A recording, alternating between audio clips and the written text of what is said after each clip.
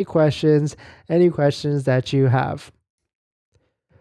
So in this next topic, we're going to talk about what's most important when you're buying an electric vehicle. Of course, I put a survey out there and I asked everybody out there what they thought was the most important. So we'll talk about it, and we'll talk about my feedback on actually that, what I look for when I'm buying a electric vehicle, or really when I'm buying a Tesla, and how that probably has changed now that I've owned 4 of them now, or if I'm my 4th one. So, but if you're just joining in, my name is Dennis. I love talking about Tesla hacking, as I like to call it, but basically just getting the best deal on a Tesla at the best possible price, or just getting really good financing. So if you're interested in any of that, please hit that subscribe. And so let us get into this. So like me, like you probably are searching for a Tesla, or you're about to buy one, or you just bought one. Congrats to everybody that has just bought one. So I put this poll out there because I wanted to see what is the temperature out there. And I asked the question, what is the most important feature of an electric vehicle? When, of course, when buying or owning one. And I was actually surprised. 60% said range was the most important, an overwhelming 60% out of almost 2,000 votes out there. And then a far second place said technology. So like that's of course like autopilot systems, or the UI system, entertainment systems. And then the third space or spot was cost. So it seems like most people prioritize range, but I'm not sure if everybody would pay the high like $100,000 if it had the most range. So there's probably a blend between range and cost at the end of the day. And then what really surprised me with this was a poll that I did actually before this, and that's kind of what sparked like what was most important, range, technology, or cost. But this poll I asked there about 2 days ago, because if you didn't know, there is a Model Y all-wheel drive standard range right now. It is a low price, or the lower price of between all the different Model Ys, at $49,990, and that's really close to what a Model 3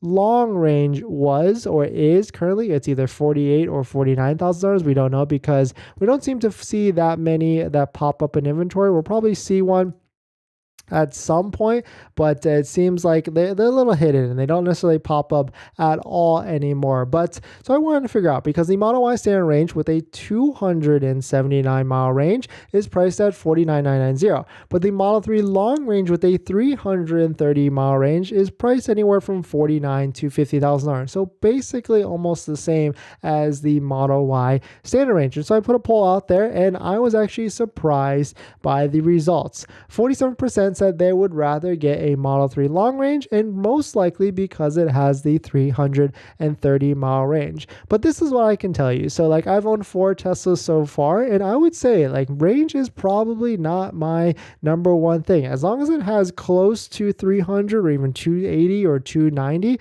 I would say it's pretty much not a non-issue at this point, because once you figure out and understand charging, and you have a home charging setup, or you have you use the supercharger, the Tesla supercharger network a handful of times, you understand that Tesla superchargers are very reliable, and it's not that hard to stop by one of them to plug in and charge up like 10 minutes, 20 minutes, and then be on your way, especially if you're just topping up or just charging a little bit just so you can get to your destination, as in like your home or your next stop at the next supercharger. So there's definitely some pretty interesting stuff. Technology, I would say, is probably on my high bucket list or priority list when buying an electric vehicle, or really any vehicle, because of how intuitiveness some of these electric vehicle Teslas are, notably Teslas are. I don't know if you saw my latest video update with how the newest technology, newest update with the Tesla software is very intuitive, with a lot of different enhancements